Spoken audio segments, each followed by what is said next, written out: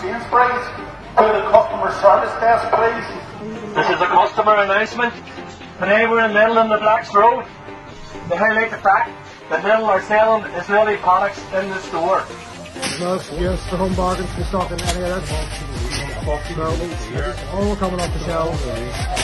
We're here today to let people know that AXA invests in Israeli banks, financing war crimes and the theft of Palestinian land and national resources. Attention shoppers!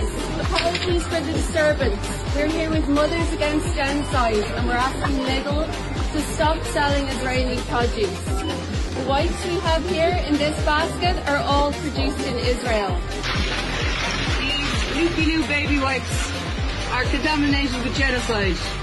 We're going to remove them now and take them up to the manager and tell them the people of Bundoran don't want these in Lidl. 1, 2, 3, 4. Occupation no more. 5, 6, 7, 8. Israel is a terrorist state. Free, free. Palestine. Free, free. Palestine. Free, free. Palestine. This is Ireland's moment.